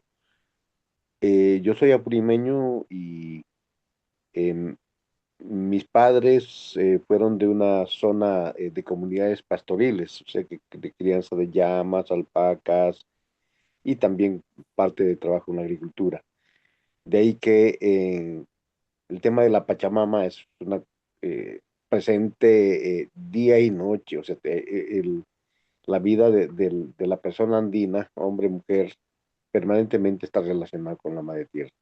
Mi madre se hizo evangélica ya más o menos a sus 30 años, ¿no? Y eh, ella tuvo una manera, creo que como muchos y muchas gente de comunidad, su manera de vivir el evangelio. Creo que ella no encontraba contradicción con toda esa cosmovisión propia, ¿no? De la comunidad, siempre realizando el AINI, observando permanentemente la trilogía, ¿no? De la Mayuya Mageya, esa visión de respeto a los lugares sagrados que hay. Por ejemplo, un apu o un cerro está estrechamente relacionado con el devenir de la agricultura, con el cuidado de los ganados y otro, y mamá lo respetaba. O sea, yo puedo entender que mi mamá no encontraba contradicción en todo eso, ¿no? Pero ¿dónde viene la contradicción o para quién es la contradicción, ¿no? Para el que viene desde afuera, desde ciertos cascarones, ¿no? Desde ciertas casillas, digamos, que esto es, digamos, la línea correcta o el evangelio puro. Bueno, yo no sé. Entonces, creo que ha llegado a nuestras comunidades un tipo de evangelio, creo que castrante respecto a la cultura. Mm, sí, No ha podido comprender bien eso y ha cometido una serie de atropellos muy fuertes en la cultura, muy fuertes. Digamos, parte eh, del debilitamiento de la identidad cultural, que hay que reconocerlo también, tiene que ver no solo con la Iglesia Católica, también con ciertas maneras sí. de evangelización, ¿no? Creo que de alguna manera hemos sido parte de eso y debemos tener una perspectiva autocrítica al respecto. Creo que hay vivencias, y en esto que la última persona que se refirió, el compañero sociólogo, a gente de pastores y pastoras, quechuas, aymaras, que desde las comunidades están teniendo una reflexión interesante. Sí. Y sería muy importante que ellos están encontrando los puentes, no sé si es necesario hacer puentes, pero unas vivencias y unas reflexiones que no llegan a los centros de construcción y de elaboración de tecnología, por ejemplo, ¿no? Entonces, hay una reflexión rica y que hacen que esa gente sean considerados como parte de la comunidad, líderes de sus comunidades, precisamente porque no los ven como personas nocivas a la cultura. Ujú. Entonces creo que ellos han encontrado, hay un sector importante de lo que llaman las teologías indígenas o pastorales indígenas, filosofías indígenas, que están reflexionando al respecto y sería salir al encuentro y escuchar. Y hay prácticas que podría llamar disidentes, disidentes de gente muy sencilla que no encuentra contradicción en eso, salvo cuando viene una prédica de alguien desde la ortodoxia de la iglesia para condenar lo que... eh, yo me acuerdo bien que mi mami, eh, las veces que salía, tenía que hacer viaje, ella siempre oraba para que me vaya bien en el camino y para asegurar me ponía unas hojitas de ruda ahí en la camisa, que te vaya bien, decían, ¿no? Pero en su profunda fe, eso era así, ¿no? Entonces, hay muchas de estas cosas que no se pueden tan solamente decir que es superstición o que es cosas del demonio, cosas así que hemos estado acostumbrados a satanizarlas, bueno. Entonces, creo que debemos tener una profunda reflexión. De ahí que la exposición del compañero, del hermano Churata, pues es excelente, creo que es un extraordinario esfuerzo para buscar esos elementos de unicidad, digamos, ¿no? Entre el pensamiento bíblico, teológico y la profundidad de la cultura y la epistemología andina, ¿no? Entonces, creo que espacios como este son muy ricos porque podemos conocer y, y llevar pues al interior de nuestros corazones para repensar todo eso. De veras que estoy muy contento por Eduardo, por haber invitado al hermano Churata para reflexionar sobre este tema. Y realmente no es que cuando dijeron que habían encontrado en las culturas como las semillitas del Evangelio, que estaban por ahí ciertos valores, ciertos elementos que se parecían a la Biblia, pero no, eran árboles bien desarrollados y profundamente significantes que estaban ahí en las culturas, ¿no? Entonces, bueno, volvamos a releer, a repensar todo. Bien, para terminar las dos últimas intervenciones, porque ya, ya van a ser las 10 de la noche, ¿no? Ya parece mentira. Hermano Robinson Tinoco hace una pregunta más: ¿de qué manera se proporcionaría un filtro bíblico riguroso para asegurar que la ecotología andina no introduzca doctrinas, costumbres andinas, ritos contrarios a las Sagradas Escrituras que puedan afectar a la iglesia y a la doctrina verdadera? Solamente hago un paréntesis rapidito al respecto, ¿no? Es un poco cuestionable ese tema de la doctrina verdadera, y les cuento una historia real, ¿no? Uno de los aviadores norteamericanos que llevó la bomba a destruir Hiroshima y Nagasaki era evangélico, y Mm. contaba una narración y decía que el aviador, mientras volaba por encima de Japón para botar la bomba atómica, le oraba a Dios, ¿no? Señor, sálvanos de la cúpula, del humo que expide la bomba atómica y que evite que nos agarre el avión y podamos nosotros morir, ¿no? Y yo me ponía a pensar, Dios mío, ¿no? O sea, yo estoy orando para que Dios me salve a mí, pero estoy matando millones de personas. ¿Cuál es el Dios en el cual yo creo? ¿Cuál es la doctrina verdadera en la cual yo creo? Y tal vez ahí un comentario y termino diciendo, es la defensa de la vida, ¿no? Si yo mato, no sé si seré parte de la doctrina verdadera. Con eso termino. Hermano Paul Valero, haz tu pregunta y con eso terminamos. Después mi hermano Saúl responde para generalizar las dos intervenciones. Adelante. Buenas noches, estimado pastor, estimados hermanos. Qué gusto poder saludarlos por este medio. Bueno, saludar también a nuestro hermano Saúl Churata. Creo que somos amigos y conocidos, ¿no? Del mismo lugar, de allá de Arequipa, ¿no? Y también soy andino de las partes altas de Arequipa. Escuchaba atentamente la exposición. Hay muchos puntos de encuentro y creo que es muy, muy significativo todo lo que se habla y se ha desarrollado. Y bueno, también soy antropólogo y escuchaba la parte de Marsal, ¿no? Un conocido antropólogo, sacerdote jesuita, por cierto, y él hablaba acerca de una evangelización inculturada, ¿no?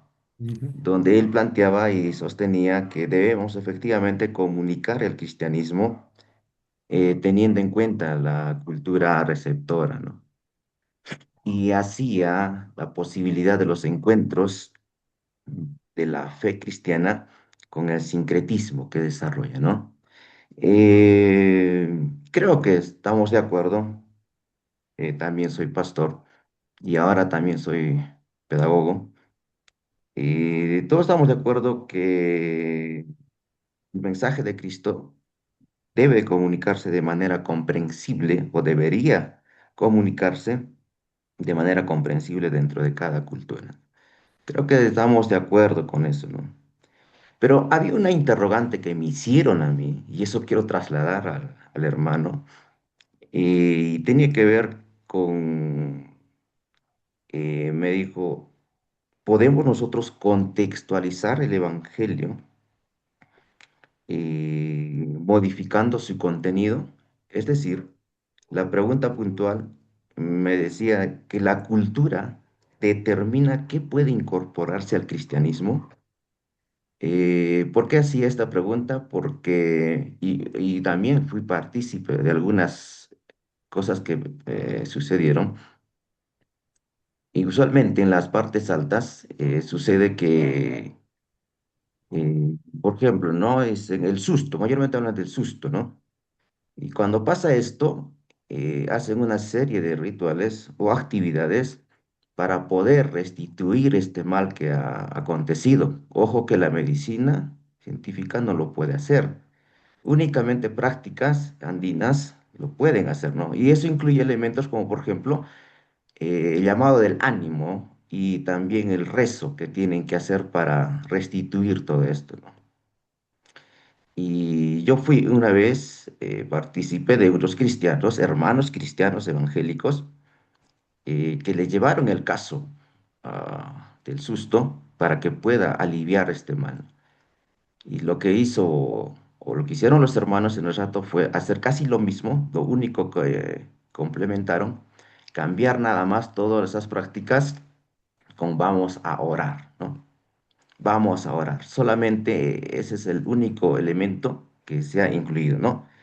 Y justamente este joven me decía, ¿no? Entonces, pastor, podemos entender, y estoy acomodando quizás la pregunta, que la cultura determina qué puede incorporarse al cristianismo. Espero mi hermano Saúl pueda ayudarme también con este interrogante, ¿no? Muchísimas gracias, mis estimados hermanos. Adelante, hermano Saúl, con esto terminamos ya también. Sí, complicado, hermano Paul. Saludos, hermano. A ver, lo primero a Robinson. Coincido.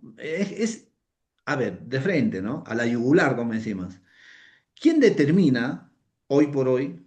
En la Iglesia Católica es fácil. El magisterio de la Iglesia y punto, ¿no? Ya, y viene todo su... Y dice, determina qué puede ser, hasta qué punto se puede negociar el Evangelio en medio de una cultura, ¿no? Si en medio de, digamos, en este caso en la cultura andina, etcétera. ¿Qué rito es contrario, qué no? Pero en el caso católico, le han sacado la vuelta, pues. Claro, ya comentaron, ¿no? O sea, ¿cómo le han sacado la vuelta? Inclusive, eh, a ver, diríamos, no sé si es un acomodamiento, un tipo de contextualización, pero ya te escucho, acomodo tus dioses, pero yo sigo con mis prácticas también por ahí, ¿no? Digamos como una forma de decir. En el caso de nosotros, ¿no? De los evangélicos, ¿quién va a decidir el filtro? Complicado, ¿no? Pero yo parto tal vez del principio también de que todo lo que ha creado Dios es bueno y bueno en gran manera, en el sentido de que todo tiene que mantenerse dentro del equilibrio. ¿Y el equilibrio para qué? Para que haya vida. Por ahí agregaríamos vida en abundancia, digamos, digamos, en un espectro un poco más grande. Y entonces, uno de los principios clave también en la cultura andina es la vida. ¿Por qué se practica los códigos de ética, ¿no? Conocidos como Ruana Sofía, ¿no? Porque se respeta la vida del ser, del runa y de los demás seres. Eso es clave, eso es importante. Entonces, un filtro clave sería el respeto a la vida. Y Dios es un Dios de la vida, claramente. Nuestro sistema es más bien un sistema que está, wow, un poco muy complicado con eso. Y coincido con muchos de los hermanos que han comentado, y creo que es un desafío. El saber, la academia, estamos en la tentación de nosotros tener la razón, siempre. Pero creo que la academia tiene que bajar al llano y escuchar a los que ya han vivido y están viviendo esto tal vez sin preguntarse, como nosotros nos preguntamos, qué puede afectar a la iglesia, qué no, qué cosas lo sacamos y qué no, ¿verdad? ¿Cómo se relaciona la cultura con el evangelio o quién domina, etcétera, etcétera? Pero imagínense si damos las oportunidades, por ejemplo, mencionaban a los pastores, como parte de su vida cotidiana, viven el evangelio y practican un evangelio inculturado, un evangelio significativo y su seguimiento a Jesús en medio de su cultura. Hay que escucharlos, ellos tal vez, y hay que aprender de ellos, es la mejor cátedra que podamos recibir. Y yo creo que ahí tenemos una vía para poder determinar. Y termino con la frase que tal vez nos podría ayudar, digamos, a tejer un poquito y diferenciar entre nuestra cultura andina, lo bueno y lo malo, hasta qué punto. Creo que en nuestras culturas y en todas las culturas hay cosas que no van a coincidir con los principios del reino, con el evangelio, etcétera. Y claramente pueden ser muy visibles. Y creo que eso no se debe de enseñar o quitar de algún modo, sin llegar a los extremos. Pero también lo que sí quiero dejar claro es lo que ya había dicho. Que sea uno cristiano, cristiano andino, no es necesario que niegue su cultura. Creo que sí, más bien hay que tener la sabiduría necesaria para darnos cuenta que dentro de mi cultura tiene ya connotaciones serias de contradicción con el Evangelio o con Dios o con el Antiguo o Nuevo Testamento. Por ahí iría la tarea, ¿no? Pero creo que el cristiano andino lo ha vivido y lo está viviendo, como mencionaba también un hermano, desde diversas formas su cristianismo y yo creo que hay que ir aprendiendo. Y eso, y ese es el camino, ¿no? Y gracias más bien por escucharme y bueno, saludos a todos, gracias. Ha sido un tiempo de aprendizaje. Gracias. Gracias, hermano Saúl. Realmente ha sido un día rico, un día de mucho aprendizaje. Yo por lo menos he retomado el conocimiento de muchas cosas que había olvidado y he conocido hoy día también muchas cosas nuevas que creo que va a ser motivo para seguir reflexionando y seguir dialogando y creo que es lo más importante, ¿no? El diálogo, la interacción, el conocimiento mutuo. Bien, este video lo estoy grabando. Aquellos que no han podido asistir, aquellos que quieran verlo también lo vamos a pasar después por las redes sociales de nuestra institución. Y gracias a todos y todas los hermanos y hermanas que se han conectado. Gracias, hermano Saúl, por este tiempo rico y hermoso de conocer algo que poco se trata en la iglesia evangélica y que creo que es necesario hoy en día ante la visibilización de muchas culturas indígenas, andinas, selváticas, que hoy en día están siendo mucho más presenciales en nuestra sociedad y es necesario aprender a dialogar, a valorar, a conocer y desde una perspectiva ecológica, lógicamente, reconocer que son nuestras culturas indígenas y andinas y selváticas las que están defendiendo la tierra y también la creación de Dios de una manera mucho más efectiva que muchos de nosotros que vivimos en las grandes ciudades, ¿no? Entonces vamos a terminar agradeciendo a Dios por el hermano Saúl y por todos los hermanos y hermanas presentes y que sigamos en este diálogo hacia futuro y podamos aprender cada día más. Gracias, Señor, en esta noche, el tiempo que nos has dado, bendícenos con tu gracia, con tu amor, con la vida y la justicia que tú estableces en nuestras prácticas cotidianas y podamos, Señor, seguir aprendiendo lo valioso y rico que tenemos a través del diálogo, Señor, con hermanos y hermanas en diferentes partes de nuestro país y diferentes formas de pensamiento y cultura. Gracias una vez más por esta noche. Acompáñanos en nuestros hogares y en el transcurso de los días. Sigue ayudándonos, Señor, a conocer más y más de ti. En Cristo Jesús te alabamos. Amén. Bien, muchas gracias con todos, con todas, hermano Saúl. Gracias, estaremos conversando por interno. A todos un fuerte abrazo, muchas bendiciones. Amén, amén.